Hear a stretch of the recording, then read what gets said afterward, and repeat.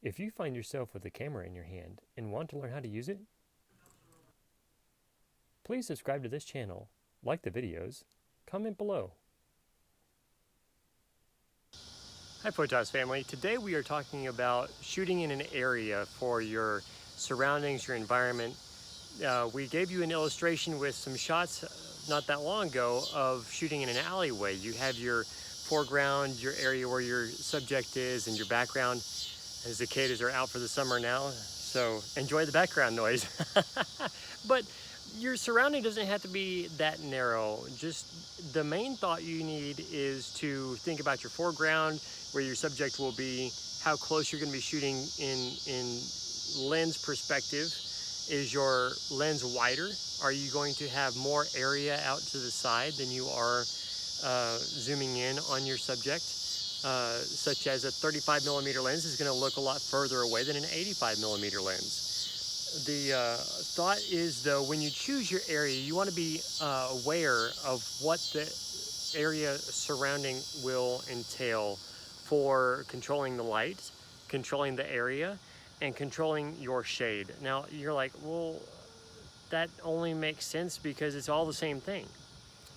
Well, your control depends on you, where you're shooting, the direction you're shooting, the camera settings you have. If you have a camera that you're setting controls on in aperture mode and shutter priority, or one of the programmed modes, perhaps even allowing you to control your ISO. But the point really is that you are aware of what you're doing and that everything you're doing is intentional.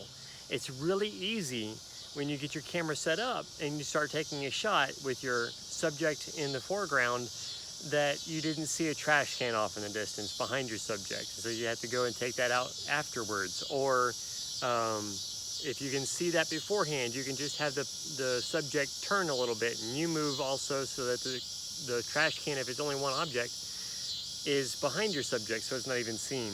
Or if you can completely readjust so that that object and others are out of your background altogether. So that's what I mean by control. And what I mean by your light is that if you have natural shoot lighting like the sun, then that's great to have that kind of shot. But if you have a cloudy day you can shoot on, then you have the effect of a giant light box or diffusers all the way around it. Everything is very light and it's a delicate treatment rather than direct sunlight on your subject.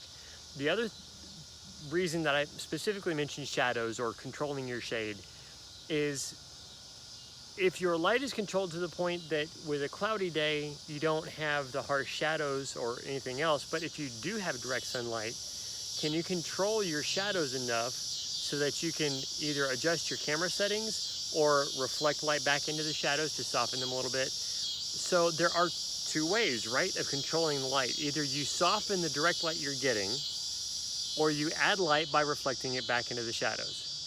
So that's really why I talk about control, because it's more than just light, and controlling your shadows is more than just how harsh your subject or your main light is. So control is important.